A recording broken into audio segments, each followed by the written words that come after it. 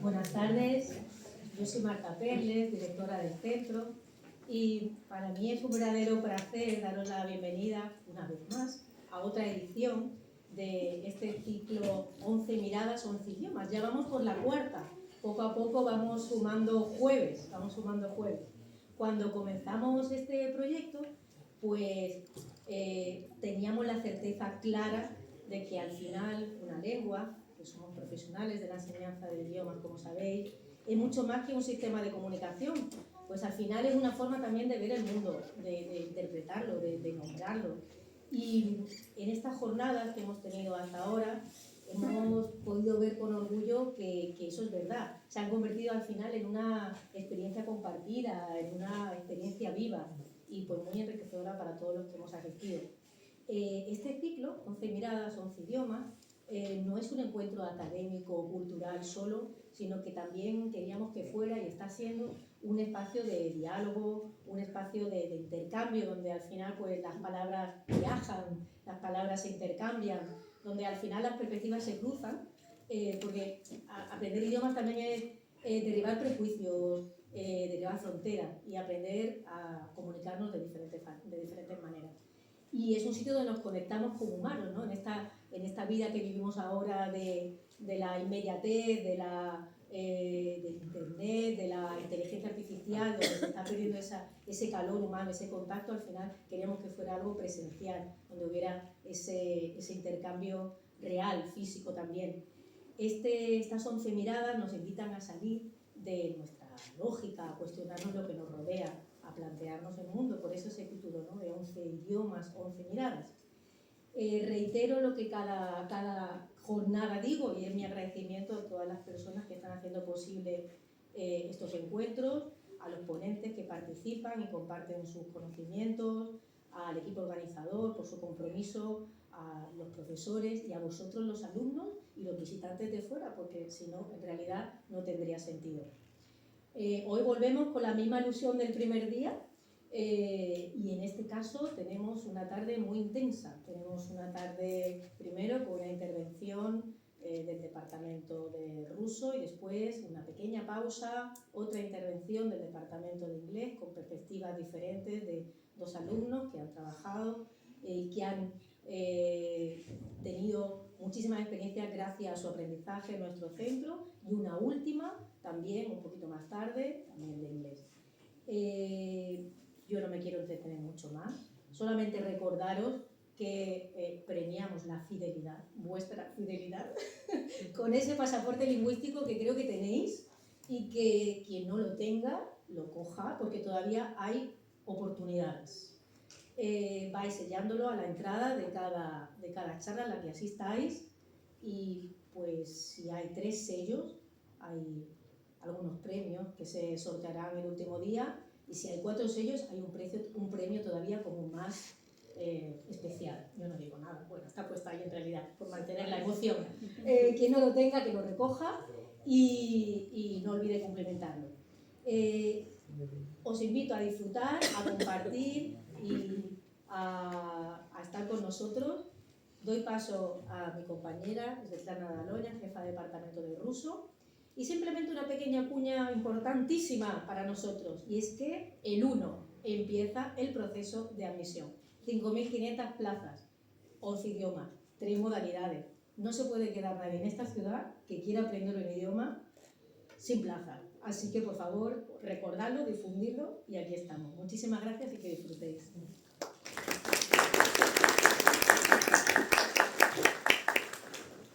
Buenas tardes, gracias por estar aquí con nosotros.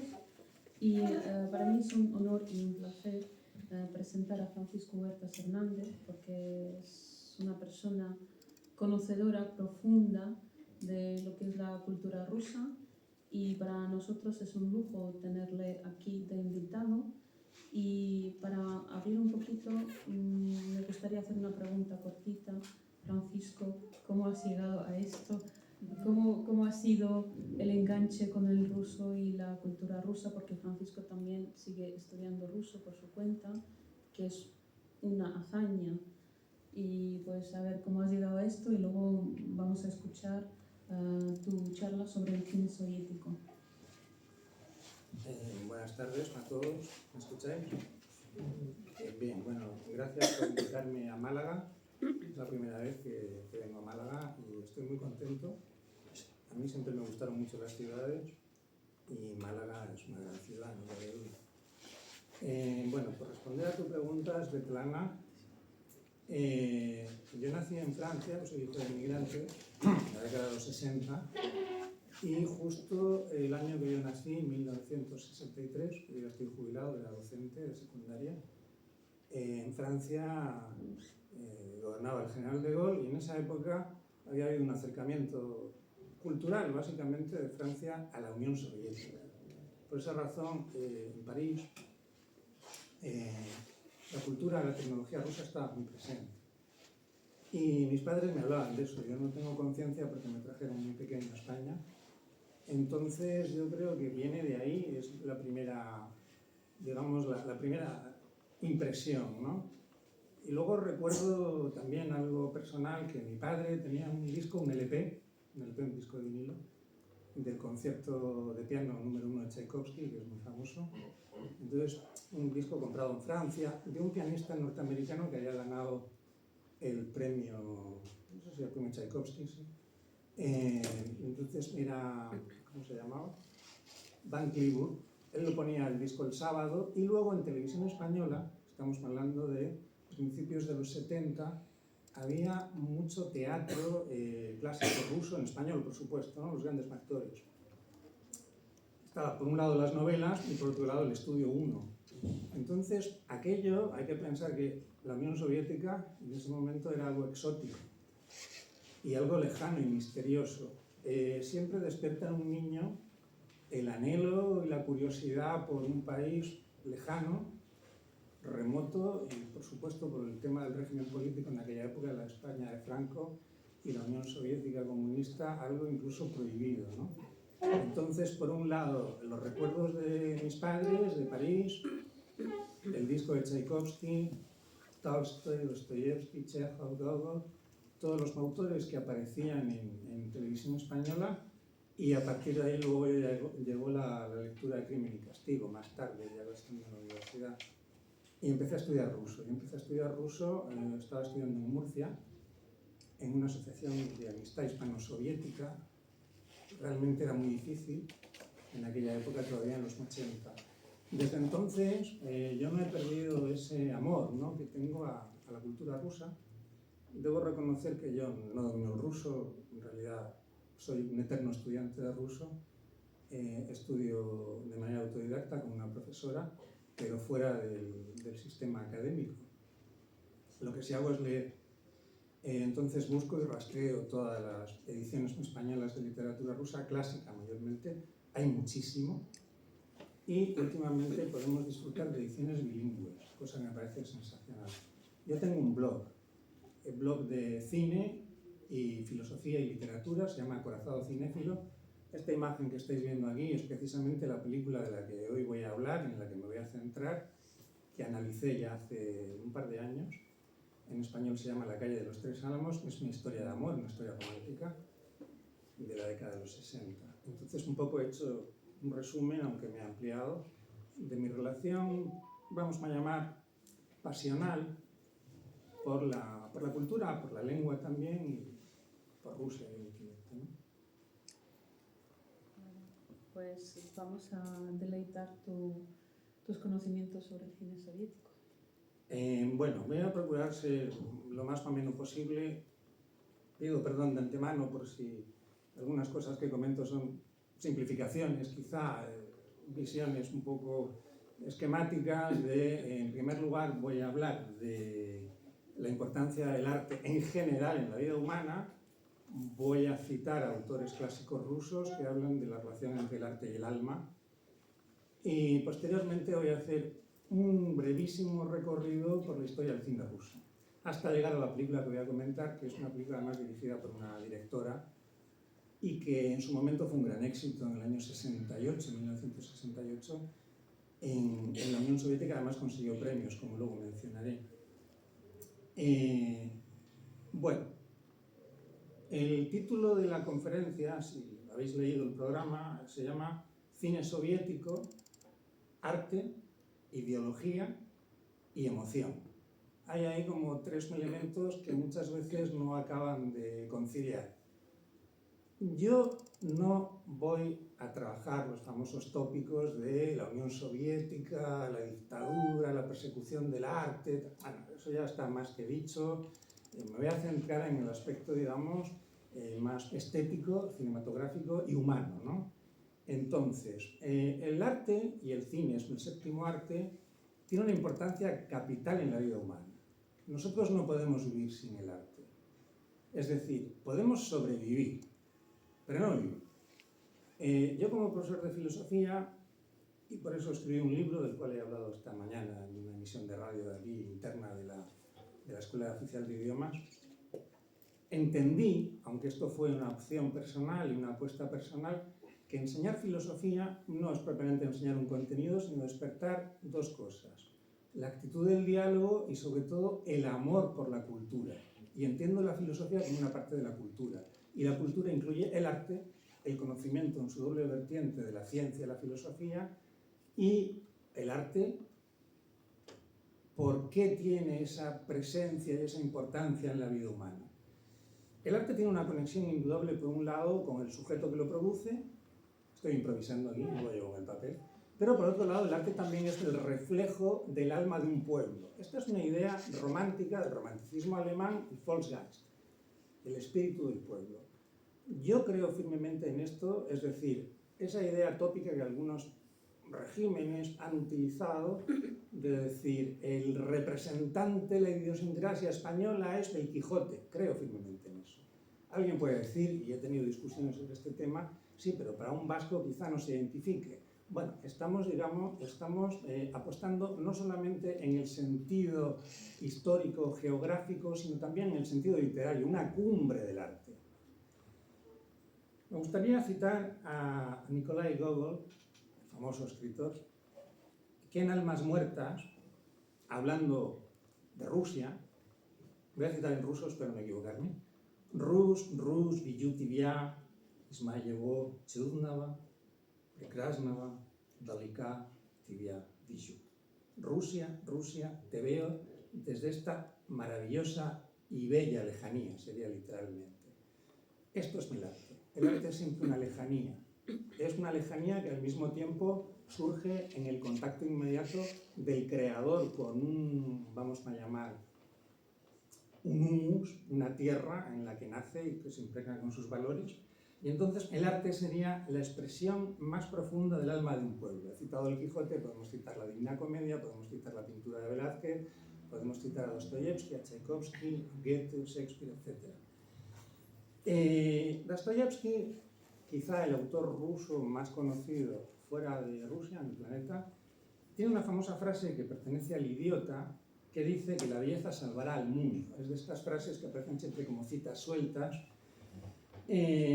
¿Por qué el poder de la belleza? Y luego voy a hablar de la belleza en el cine y también de la belleza del alma humana reflejada en el propio cine. ¿Por qué la belleza tiene ese poder salvífico?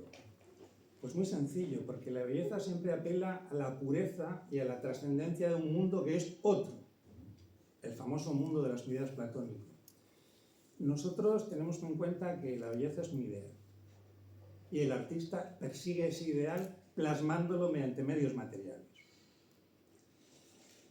Tolstoy, otro gigante de la literatura rusa, probablemente, desde mi punto de vista, el novelista más importante de la historia, en ¿Qué es el arte?, en un ensayo, habla del arte como un medio de comunión entre las personas a través del cual se comparten sentimientos.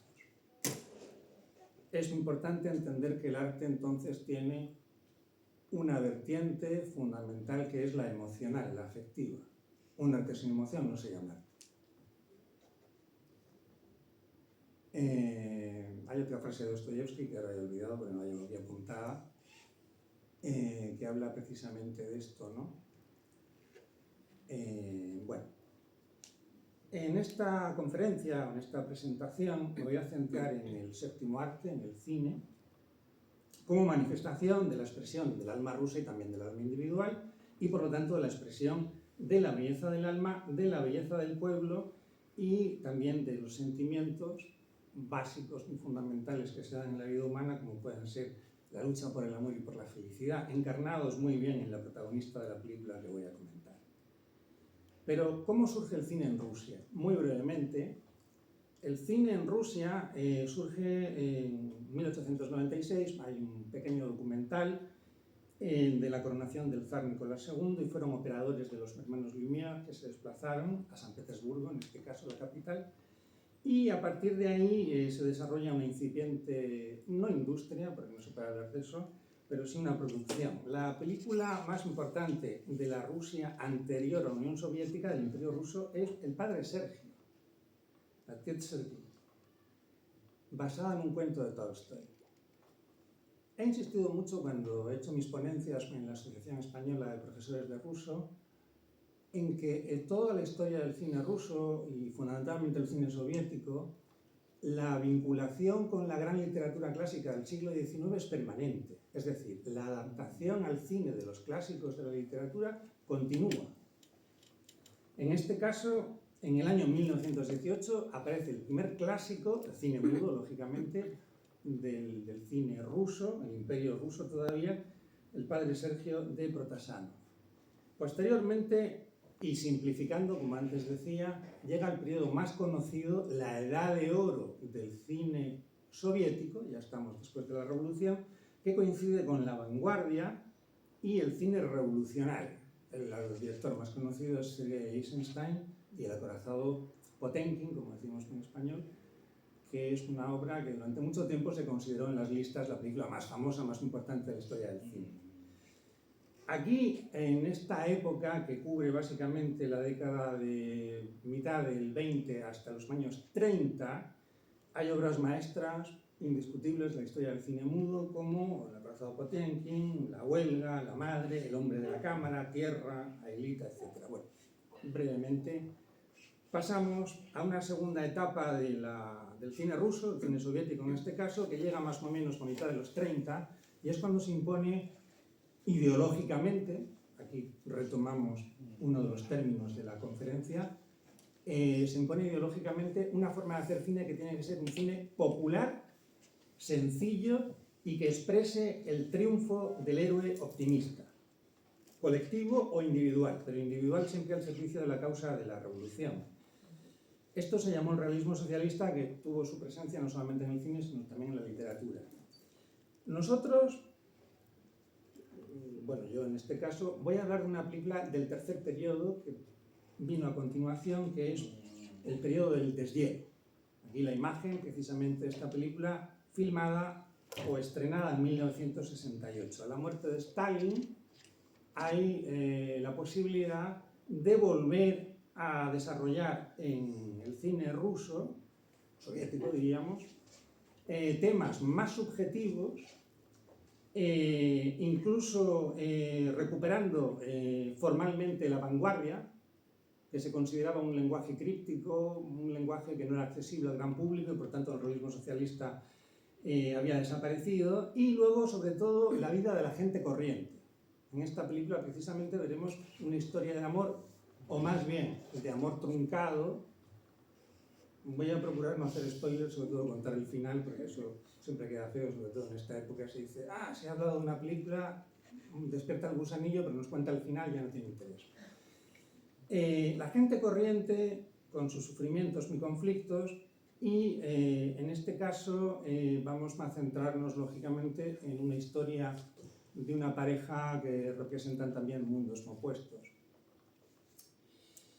Bueno, en la época del cine del deshielo hay películas muy conocidas como Cuando pasan las cigüeñas, título español, en ruso es más bien Vuelan las grullas, película que además consiguió la Palma de Oro en Cannes. Son películas que si no habéis visto debéis ver porque son películas maravillosas.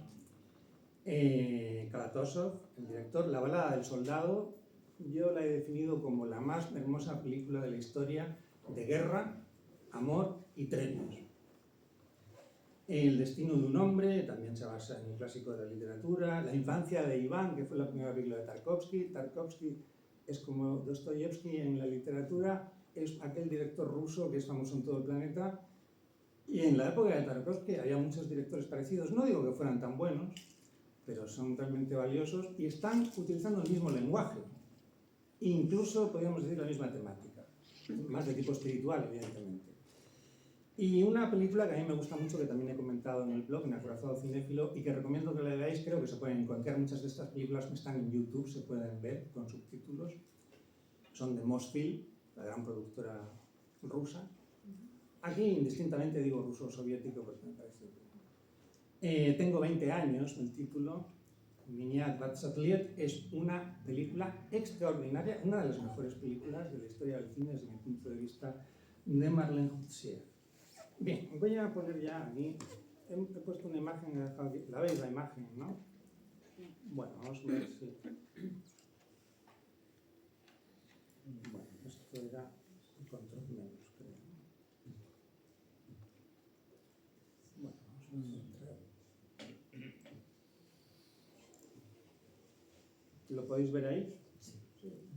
Bien, he puesto el título. Esta es la película. Tritopalia Naplisi. ¿Lo he dicho bien? Más o menos. Tatiana Mikhailovna Lyasnova, ¿no? Es una película de una directora donde la protagonista es una mujer. O sea, podríamos encuadrarlo en un cine de óptica femenina, evidentemente. Pertenece a la nueva ola, se llamó así, del cine soviético, muy emparentada desde el punto de vista temático y formal con el free cinema británico de los 60, con la Nouvelle Vague francesa, con el nuevo cine español. Hay una conexión evidente. Y es muy interesante porque esta película surge una canción. La canción está ahí, Miesnast, Ternura. Es una canción muy famosa de la época de los años 60, la grabó Maya Kristalinskaya y la directora le gustaba tanto la canción que ella quiso hacer una película para desarrollar la canción. Y entonces encontró una novela en la cual había una referencia a la letra de la canción y sobre ella se hizo el guión. Es decir, la película está montada a partir de una canción. Es muy interesante también cuando hablamos de la belleza y de la emoción. Yo creo, con Schopenhauer y con Nietzsche, que el arte supremo es la música, por supuesto no el cine, tampoco la literatura, la gran literatura es música siempre, no digamos la poesía. Y aquí tenemos un ejemplo de cómo el cine sirve a la música. También es muy curioso, y aquí no voy a hacer spoiler porque esto no afecta a la película, o al menos no al momento de la película, que la canción como tal, cantada por Maya Kristalinskaya, por cierto, una cantante extraordinaria, una de las mejores cantantes de la historia del planeta Tierra, pero lamentablemente no es conocida por los temas políticos. Solamente suena la canción completa al final de la película. Pero durante la película tararea la protagonista la canción porque ella, como ahora veremos, no se aprende el título de las canciones. Le gustan de la radio, pero no sabe cómo se llama. Bien, aquí vemos un plano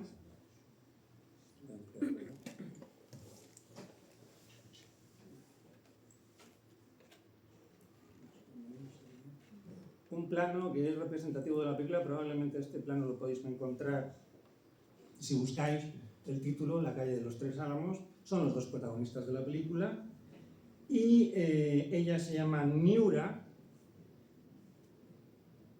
y él se llama Sasha, bueno, es Alexander. Veamos los dos mundos. En esa fotografía, en ese plano de la película es extraordinario porque hay un taxista y una pasajera. La pasajera se sube con él delante. Interesante. Miremos con ese plano. ¿Cómo mira ella? ¿Cómo mira él? Ahí tenemos claramente la personalidad de los dos. Ella es una mujer de pueblo, de aldea, y él es un hombre de ciudad. En la película, muy bonito, dice Me pregunta ella, ¿dónde naciste? Y él dice, yo nací en Peter. Dice, ¿cómo? Claro, Petersburgo, Leningrado. Está en Moscú, es un antihéroe, un hombre solitario. Y ella, sin embargo, está casada. Ya hay un problema. En este plano tenemos la lluvia ahí en cristal. Tenemos a un hombre reconcentrado en sí mismo y a una mujer que busca el amor. Pero sin embargo está casada y es fiel a su marido. Es, por lo tanto, una historia de amor truncado que se desarrolla en la película, el núcleo de la película, básicamente dentro del taxi. El taxi recorre Moscú y habría dos espacios. El espacio externo, que se ve a través de la ventanilla del cristal, y el espacio interno. El espacio interno es puramente emocional.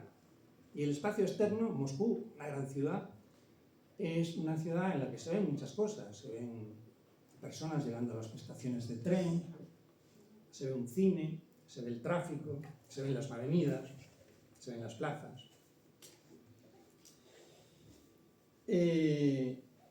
La historia, más que una historia de amor, como ha dicho un crítico, es una historia de reconocimiento. Dos almas que se reconocen, compartiendo confidencias. Este reconocimiento surge a partir de la confidencia. La confidencia, es decir, el expresar la verdad del alma, que siempre es bella, y que conecta directamente con la canción, hermosísima canción, Ternura.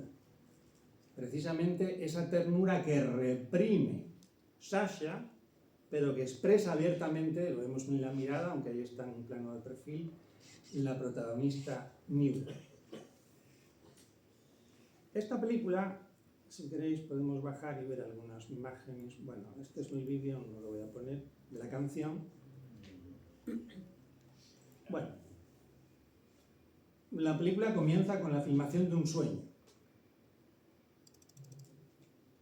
Hay una secuencia muy famosa de la historia del cine soviético que es El sueño de infancia de Iván de Tarkovsky. Es muy parecido. La infancia de Iván es del 62, se estrenó. Por cierto, Bergman era un devoto de Tarkovsky porque veía una conexión, Ingmar Bergman. Y esta secuencia de apertura de la película, de la calle de los Tres Álamos, que en ruso literalmente es Tres Álamos en la calle Lyusija,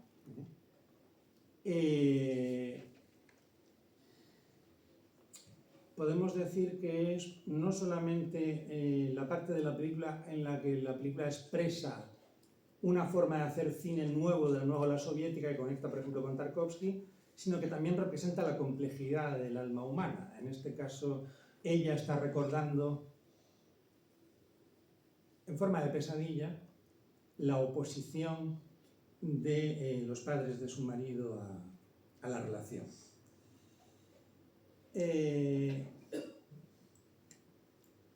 Bueno, aquí he sacado una serie de fotografías, como podéis ver, aquí está el título de la película, perdonad que no lo reduzca. Y aquí vemos una imagen claramente de Niura en su medio. ¿El medio cuál es? El campo, la aldea. La película se divide básicamente en tres partes. La actriz que interpreta a Niura hace un trabajo extraordinario, Tatiana Doronina, y la fotografía de la película. Por cierto, esta película la puedes ver en YouTube, está en abierto, con subtítulos en español, pero está coloreada. Yo cuando hice el análisis de la película busqué, y pido perdón, descargué en blanco y negro, porque la película está filmada en blanco y negro. En Mosfilm tuvo la mala ocurrencia de colorear muchos de los clásicos del cine ruso, soviético. Esto para el público era maravilloso, pero por lo menos para mí resulta bastante desagradable. En esta película quizá no se nota tanto porque al haber mucho paisaje, como en este caso el río, la vegetación, pues puede agradecerse el color. Pero hay que tener en cuenta que la película fue filmada en blanco y negro y por lo tanto se buscó tanto el cromatismo como el encuadre para el blanco y negro. Y esto supone un falseamiento de la intención del autor, de los autores, tanto el director como el director de fotografía, ¿no? Bien, decíamos que la película tiene básicamente dos escenarios. El campo, aquí tenemos la imagen de Miura, que está casada con Grisha. Son diminutivos todos, como podéis ver, el ruso utiliza mucho el diminutivo afectivo. Y por otro lado tenemos la ciudad en donde vive el taxista, al que ya conocemos, protagonista de la película, un gran actor también, Oleg Yefremov, que ya murió. Intentaron juntar de nuevo al equipo de la película, pero el actor protagonista había muerto, lo leí por ahí hace poco. Y en la ciudad vive, aparte de Sasha, Nina. Nina es la cuñada de la protagonista, de Miura. Bien, hablemos de esta primera parte de la película brevemente.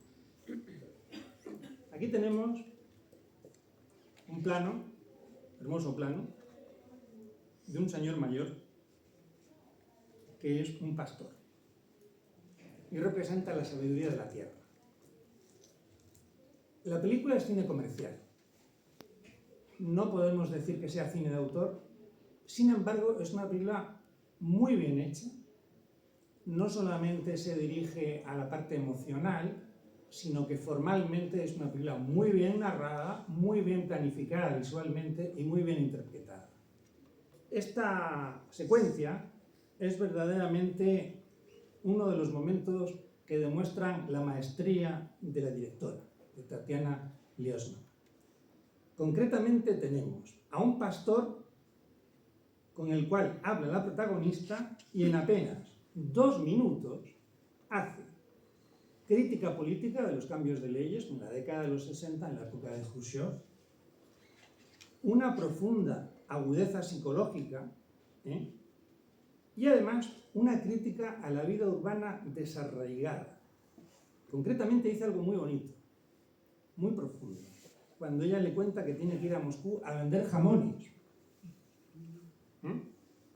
Dice el pastor: lo lejos que están en la ciudad, en Moscú, aquellos que viven en un 10º piso, lo lejos que están de la tierra.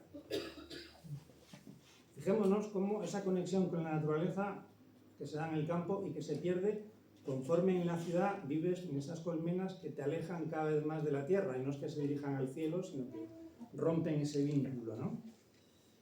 El río Oka, es precisamente donde se filmó la película, y hay otro río, siempre hay una especie de simetría en la película, que es el río Moskva, el río que da nombre a la ciudad de Moscú, que aparecerá también en una fusión de planos verdaderamente muy conseguida por parte de la directora.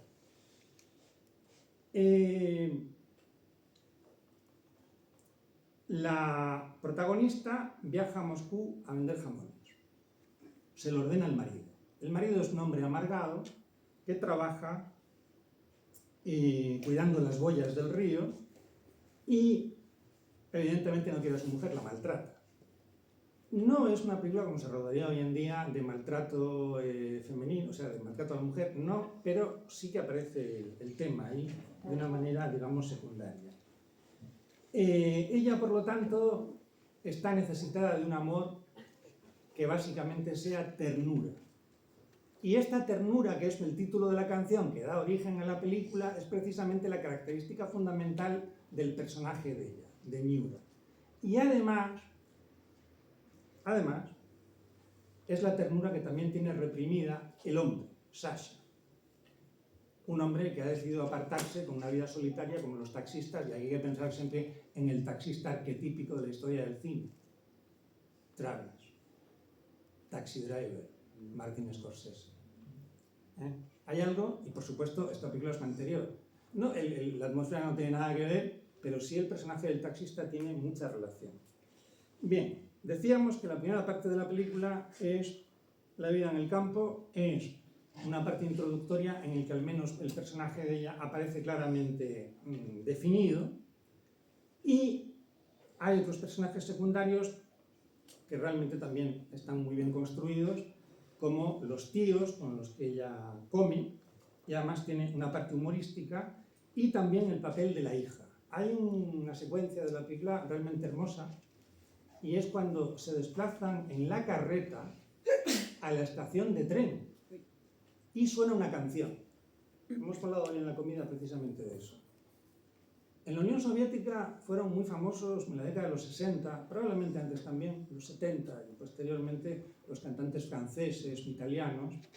Y en este caso suena Mireille Mathieu. Para los que tengan una edad, sonará. Mireille Mathieu fue una cantante francesa que empezó imitando Edith Piaf y en Rusia fue famosísima. Pero hasta tal punto, y hasta hace poco, porque creo que ya está retirada, que ella hacía conciertos privados para millonarios, ya cuando ya era mayor. Esa canción está filmada con una exquisitez porque suena la canción en la radio que lleva la niña, la hija mayor, que estudia francés en la escuela. Y aquí aprovecho para mencionar que en esa época el francés ya no es la lengua que habla todo el mundo en Rusia, como pasa en las novelas del siglo XIX, que prácticamente una cuarta parte de la novela está en francés, ¿no? En Tolstoy, por ejemplo, en Dostoyevsky. Pero, sin embargo, esta niña, que estudia francés como lengua extranjera, tiene esa conexión con un mundo que en ese momento todavía es un mundo lejano y de difícil acceso, a través de la radio y de la música, de las canciones, ella se sabe la letra. Y entonces todos ven en la niña la inteligencia y esa, vamos a llamar, ese anhelo por el conocimiento de lo otro, el otro mundo, el mundo occidental, ¿no? Representado en la canción de Mireille Mathieu, que es una canción de amor, aquí tengo en el artículo puesta la letra, que además es muy significativa del estado emocional de la protagonista. Dice la canción: Oui, je crois qu'une vie ça commence avec un mot d'amour. Creo que una vida comienza con una palabra de amor. Esa palabra de amor que ella no tenía de su marido, que ella no encuentra en su medio y que ella anhela. Entonces, la va a encontrar o no en Moscú. El personaje del marido, Grisha, es el contrapunto de la dulzura de Miura y ordena a su mujer que vaya a visitar a su cuñada. Veremos también que el personaje de la cuñada representa la antítesis de otro tipo de mujer, porque evidentemente Miura es una mujer sumisa, obediente y además prácticamente ignorante, no tiene ninguna cultura. De hecho, admira a su propia hija cuando es capaz de cantar una canción en francés, una lengua que para ella es completamente desconocida.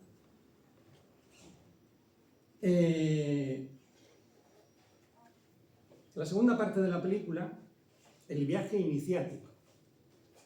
Podríamos decir, hasta cierto punto, aunque no es propiamente la intención de la directora, que es como una novela de formación, una Bildungsroman, aquellas novelas, por ejemplo las de Goethe, donde el personaje va formándose a través de experiencias en su adolescencia, en su juventud, y a partir de ahí el carácter se fortalece porque llega a superar retos. Al fin y al cabo esto tiene que ver con los mitos, ¿no? Con la superación por parte del héroe de las pruebas, ¿no?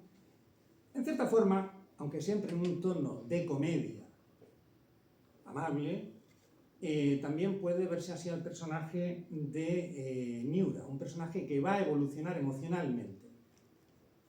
Y lo va a hacer por el contacto con dos personas. Por un lado, con un hombre desconocido, un taxista. Hemos hablado de Sasha. Pero por otro lado, también vamos a tener el contacto con la cuñada. Luego hablaremos de la cuñada. Me gustaría, y aquí voy a bajar la imagen, Moscú, río Moscova. Aquí tenemos Sasha, miremos la mirada, perdón por la redundancia, un hombre que oculta algo, evidentemente. Este es un plano de los tíos que decía. Aquí está con su marido, antes de marcharse en la carreta. Ahí vemos la imagen que he mencionado, muy bonita imagen de la niña con la radio, escuchando la canción de Mireille Mathieu, que es Mon Credo, creo que es. Y bueno, pues la niña se llama Galia y también representa quizá un futuro de Rusia. No voy a entrar en una lectura política que también se podía hacer por el personaje de Grisha, el personaje de Miura o el personaje de Galia, ¿no? Un flashback de la boda de ellos, cuando eran felices, que ella vaya recordando en la carreta. En la carreta ella va tumbada, soñando, mientras la niña va escuchando la canción. Entonces, claro, el recuerdo de ella coincide con la escucha de la canción, una canción de amor donde además se habla, aunque ella no lo pueda entender la letra, de una vida que puede comenzar a partir de una sola palabra de amor. Aquí uno de los viajeros que se montan en el taxi y ella ya está montada en el taxi y aquí tenemos las imágenes dentro del taxi.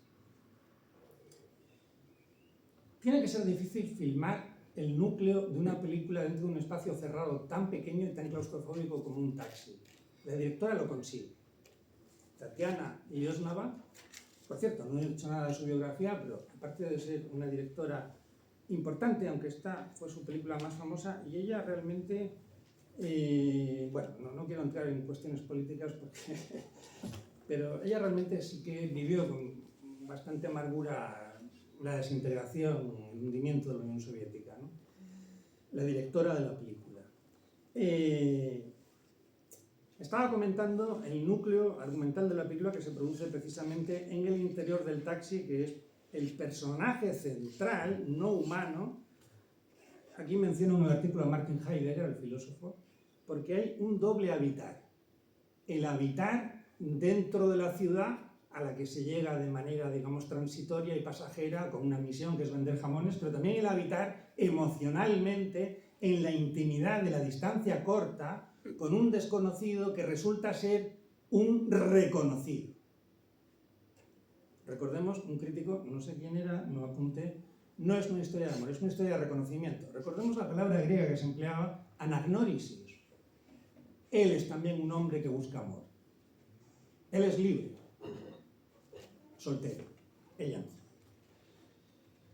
Bueno, hay también la ciudad mostrada en diferentes aspectos, que voy a saltar, y comentaba, y con esto casi voy a acabar, los personajes principales de la película, el personaje de la cuñada, no sé si voy a encontrar aquí el nombre. La cuñada, vamos a bajar para verla. Bueno, aquí baja del taxi porque ella va a casa de la cuñada. Aquí tenemos una cuñada, ha salido solo.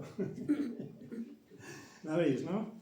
Fijémonos los planos también. Qué bien encuadrada está la película, pues, ¿no? Una planificación un tanto simple o sencilla.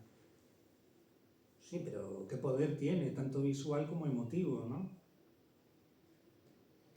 Ella llora, la otra escucha. No voy a revelar más, pero son dos tipos de mujer. Y ella va a aprender del diálogo, de esta conversación con la cuñada, va a reflexionar sobre su propia vida. Bien, en el 1, 2, 3 respondo otra vez, decían algo así como hasta aquí puedo leer, no sé si algunos recuerdan aquel programa, porque era que tenían que acertar algo, entonces les daban unas pistas, pero hasta aquí podían leer. Yo, para no destripar la película, porque recomiendo que la leáis, es una película muy hermosa. Yo reconozco que en Facebook, donde yo tengo mis grupos de cine, hablé de esta película, bueno, en mi blog, en Acorazado Cinéfilo, y yo no había visto la película porque aproveché la película para comentar un escrito mío, y entonces uno de los miembros del grupo vio la película, La calle de los Tres Álamos, y me dijo, esta película es maravillosa, gracias por tu recomendación. Y dije, vaya, pues si yo la recomendé tendría que verla. Entonces, bueno, la vi, sabía que era una película muy famosa y efectivamente, debo decir que al principio, yo es que soy un poco raro de cinéfilo así, de buscar más. Al principio digo, bueno, esta película demasiado comercial, es una película hermosa, yo diría que es una obra maestra del cine. Los que no vayamos buscando un Tarkovsky en cada película, no tiene nada que ver, a pesar de la secuencia inicial del sueño. Es una película realmente hermosa que yo recomiendo porque es una película humana. Hablábamos de la emoción, el tercer concepto del título de la conferencia. Entonces, aquí tenemos personajes todos que son personajes de la vida cotidiana, del mundo rural, de la ciudad, personajes que buscan o que están desencantados y en los cuales el contacto a través del diálogo, de las palabras dichas y sugeridas, permiten reconocimientos, anagnórisis, y permiten también, si se quiere llamar así, la salvación. No voy a decir si la película tiene un final feliz, o no. No quiero comentarlo porque me parece que esto sería destripar en una película que espero no haber destripado en exceso. En exceso, porque sí he contado muchas cosas, pero creo que se pueden contar y la película sigue teniendo valor en sí mismo. Como yo siempre comento con muchas personas aquí presentes, con algunas, las grandes películas siguen siendo grandes aunque sepas el final. Y no digamos de los clásicos de la literatura. Así que si una película se cae, si te cuentan el final, es que no es una gran película, sino que es una película basada en un MacGuffin, que diría Hitchcock. Recordemos El sexto sentido, creo que era, te cuentan el final y se han cargado la película. Porque toda la película, aquel clásico entre comillas, está enfocada al final. En esta película eso no pasa, aunque es un final quizá inesperado, o quizá para algunos que hayan visto mucho cine de este tipo pueda ser esperado, y con lo que yo he dicho quizá alguno puede imaginarse.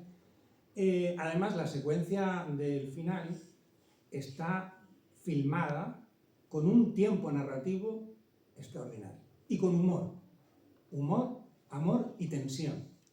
Veamos que, y eso está muy bien en Hitchcock y en Billy Wilder, dos de los grandes clásicos de la historia del cine. Da igual qué película hicieran, porque en cada película estaban todos los géneros dentro. Esta es una historia de amor, podemos llamarlo un melodrama, pero hay momentos de un humor, de una ternura, de una intriga, incluso el final de la película, donde el espectador llega a sentir un auténtico ahogo. ¿Qué va a hacer? ¿Qué va a hacer? ¿Qué va a hacer? Y esto evidentemente es obra de un director, en este caso una directora con maestría de oficio, con talento y al mismo tiempo que tiene algo que contar y sabe hacer. Bueno, no quiero hablar más porque creo que he hablado mucho y bueno, espero que os acerquéis no solamente a esta película, sino en general al cine soviético. Yo he comentado aproximadamente unas 30 películas, un acorazado cinéfilo. Es verdad que no las leáis porque está destripado el final de todas las películas.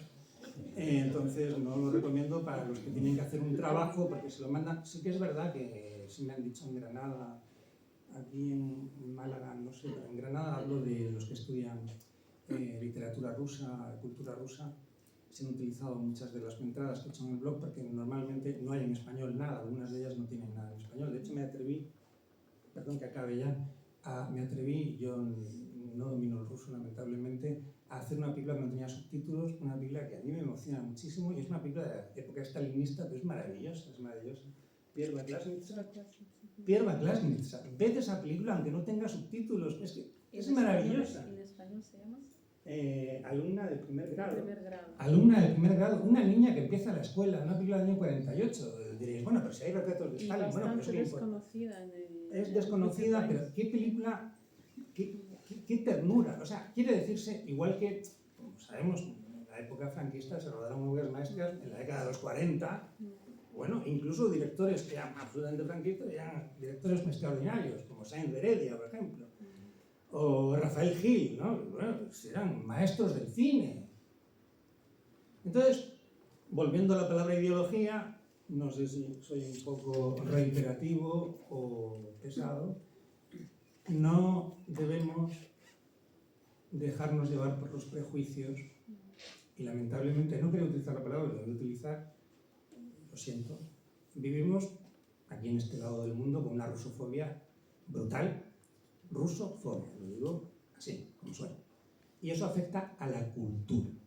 Es decir, se están prohibiendo las películas rusas. Es decir, es absolutamente incalificable que en la Unión Europea se prohíba el estreno del Maestro y Margarita, versión cinematográfica. Una superproducción que, por cierto, está en internet, pero no lleva subtítulos en español. Y además muy fiel. Hablo del Maestro y Margarita, que es una de las novelas rusas y de la literatura mundial más importantes de Bulgakov. Bien, ese tipo de cosas. Y muchas de estas obras, tanto del cine, muy especialmente de la literatura, han sufrido eso, ¿no? Pero creo que nosotros debemos buscar siempre la belleza más allá de cualquier frontera. Bien, ya con esto acabo. Gracias a todos.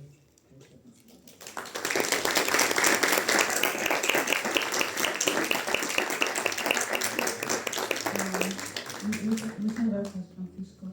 Y si tienen algunas preguntas cortitas, porque estamos limitados de tiempo, pueden hacerlas. A ver, a mí me gustaría preguntar, aunque entiendo que realmente es algo bastante subjetivo, de que ha analizado la historia del cine soviético y conoce gran cantidad de sus mayores obras maestras. Algunas. ¿Cuál cree que es el periodo, por así decirlo, más productivo o por así decirlo, el periodo del cine ruso que es más reseñable? Sí, bueno, la respuesta, digamos, mayoritaria y consensuada, es decir, que es la edad de oro del cine mudo soviético, la de los 20, de los 30. Sobre todo ahí está la figura de Eisenstein. Películas como Alexander Nevsky. Bueno, Alexander Nevsky, si no lo habéis visto, es la película donde se reúnen tres genios. Eisenstein, el apellido es alemán, ¿no? Pronunciarlo como suena, pero un director ruso, evidentemente. El protagonista, Nikolai Cherkasov, un actor, es un titán. Pero es que luego está Sergei Prokofiev. Hace la música de la película. Música hecha para la película, luego él hizo una partitura para interpretar entonces la escena de la batalla de hielo, donde el hielo se rompe entre los teutones, los rusos, del príncipe Alexander Nevsky, con la sincronización, que además hay libros y estudios, de la música y la planificación visual y el montaje, porque ahí se está en el del montaje. Entonces, ese periodo, evidentemente, Iván el Terrible, las dos partes, la huelga, el cazo a Potiomkin, en fin, todas las películas de Eisenstein, de Siga Bertov, que es El hombre de la cámara, que es una película prodigiosa, porque es una película de la vida en la ciudad, filmada también con el montaje, bueno, es extraordinario. Pero a mí personalmente, me gusta muchísimo la etapa menos conocida fuera de la Unión Soviética de Rusia, que es la nueva ola soviética. He mencionado Tengo 20 años, esta película también pertenece a esa época. Tarkovsky está ahí, de hecho, en ese periodo.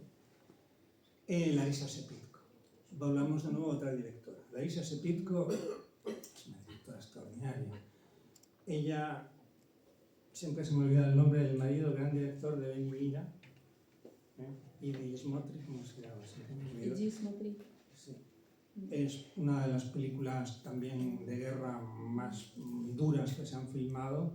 Perdonad, siempre se me olvida el nombre. Y ella, Larisa Shepitko, tiene películas tan impresionantes como Alas, que es también la historia de una mujer aviadora que vuelve a la vida civil, y sobre todo una película totalmente espiritual, totalmente tarkovskiana, como es... Perdonad, he olvidado el nombre. La Ascensión. Extraordinaria. O Resurrección. No, Resurrección no, la Ascensión. Ascensión. No es Vaskresienie. Vaskresienie, que por cierto en ruso es Resurrección y Domingo. La novela de Tolstoy, Vaskresienie, Resurrección, lo traducimos, pero sin embargo es Domingo también, ¿no? Sí. No, es la Ascensión.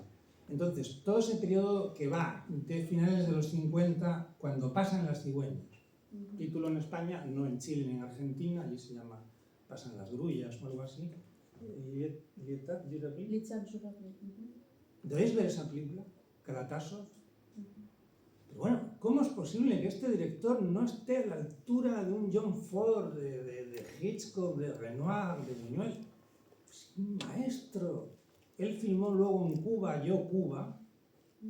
¡Qué prodigio visual! Karatasov.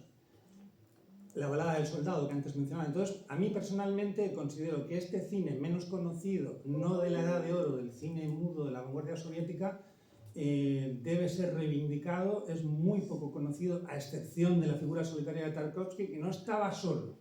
Hay otros muchos directores. Pues muchas gracias.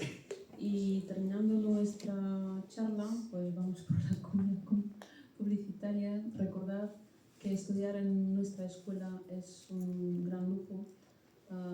Contamos con 11 idiomas, quitando español, que no lo necesitamos, parece, muchos de aquí.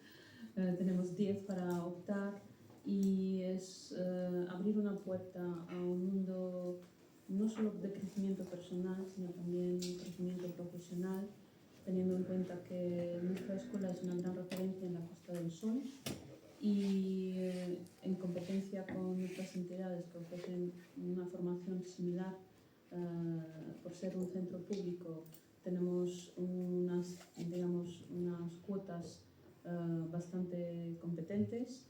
Y también recordar que tenemos una radio, en nuestra escuela de idiomas tenemos una radio, que esta mañana hemos hecho una grabación de entrevista a Francisco sobre su libro Diario de un profesor de la filosofía, que cuando esté ya esa entrevista editada y colgada pueden ver en nuestra página web. Y que del 1 al 20 de mayo tenemos preinscripción por si tienen en la mente estudiar algún otro idioma, sobre todo estudiar el ruso, que son bienvenidos los que no han estudiado nunca. Es una oportunidad de acercaros al idioma nuevo que también nos puede prevenir de entrar en el Alzheimer prematuramente, ¿no? Así que pues muchas gracias por estar con nosotros y que recuerdo que todavía hay más charlas que pueden aprovechar y sellar el pasaporte y entrar en será un sorteo, ¿no? Para obtener un premio y eso, nada más, que sean felices y que sigan aprendiendo idiomas.